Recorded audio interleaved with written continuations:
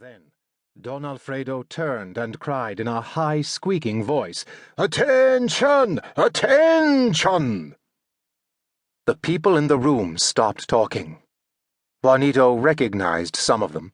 Francesco Perez, who only last week cut both ears and the tail.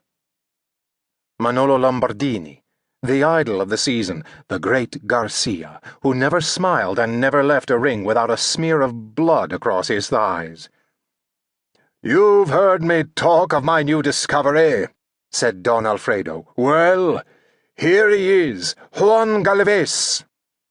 There was applause, the first applause that Juanito had ever heard, a sweet, exciting sound. "So at last you see him, but you do not truly see him as I have, facing the horns. Then he is most fearsome, most beautiful, Signor Cordova?" Enrique nodded again. "So close, my friends. It is a marvel, I know. Would I allow him in the plaza otherwise?" Some of the men laughed, others did not. Don Alfredo pointed to a girl in a black dress and snapped his fingers. She poured tequila into 2 glasses and gave the glasses to Enrique and Juanito. "The other is his manager. Also his mozo de espada, Enrique Cordova. He came to me a month ago to plead for his boy. 'We are filled up,' I told him, 'and you know, come again next year.'" Garcia chuckled and shook his head. "But wait. This fellow is persistent, most persistent. 'Don Alfredo,' he says, 'I ask only that you watch my boy work out, in the plaza. Watch, and you will see that he is a star.' What they all say, huh? But as it happened, Perez was going to be there, to work off a hangover. Isn't that so, Francesquito?" The great matador made a motion with his hands. "No," he said, "that isn't so. You're a liar and a bandit. Unkind." As Juanito listened to the exchange, standing there with the fat hand clamped upon him, his eyes wandered past Perez to the corner of the room.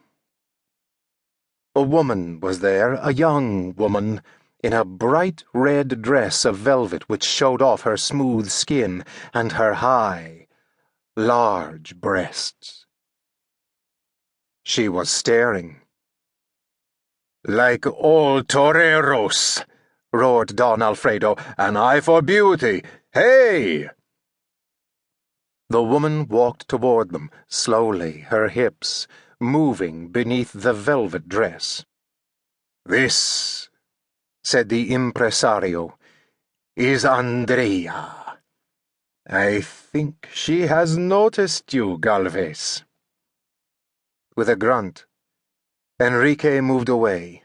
"Well, young fellow, don't you want to make the lady's acquaintance?" The woman smiled. Again Juanito could not swallow. He touched her outstretched hand. The impresario's high voice shrieked, "A shy torero! God deliver me!" The woman came closer.